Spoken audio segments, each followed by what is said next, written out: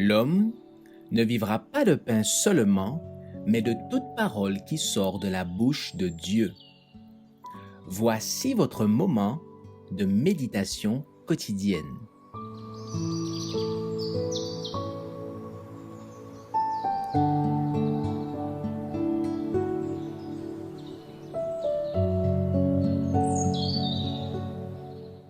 Maranatha, le 2 janvier. La leçon de Bethléem. Christ, qui s'est offert une seule fois pour porter les péchés de plusieurs, apparaîtra sans péché une seconde fois à ceux qui l'attendent pour leur salut. Hébreux 9, verset 28. Au moment où la première venue de Christ eut lieu, les sacrificateurs et les pharisiens de la ville sainte, à qui avaient été confiés les oracles de Dieu, auraient pu discerner les signes des temps et proclamer la venue du Messie promis. La prophétie de Michée indiquait le lieu de sa naissance et celle de Daniel en fixait la date. Michée 5, verset 2, Daniel 9, verset 25.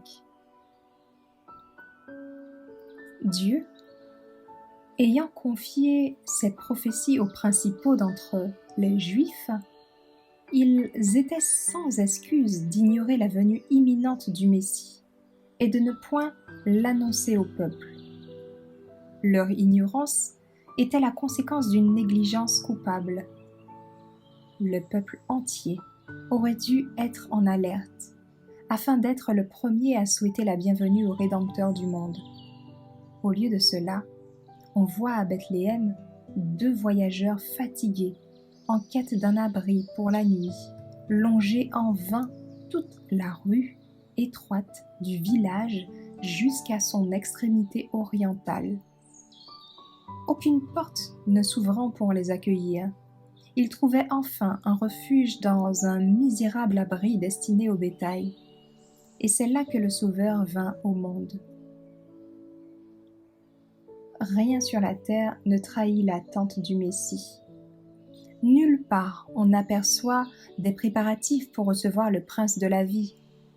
Stupéfait, le céleste messager est sur le point de remonter au ciel pour y porter la honteuse nouvelle, quand il découvre un groupe de bergers passant la nuit à veiller sur leurs troupeaux. Ceux-ci, en contemplant la voûte étoilée, s'entretiennent des prophéties messianiques et soupirent après la venue du Rédempteur du monde. Si il y a ici un groupe de personnes prêts à recevoir le message divin, soudain, l'ange leur apparaît pour leur apporter la grande et joyeuse nouvelle. Oh, quelle leçon se dégage de cette merveilleuse histoire de Bethléem! Quel reproche pour notre incrédulité, notre orgueil et notre amour-propre!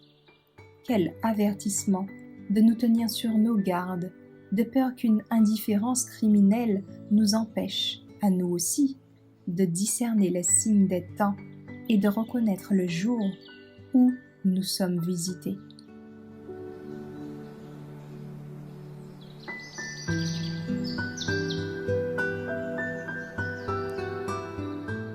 Merci d'avoir écouté cette présentation.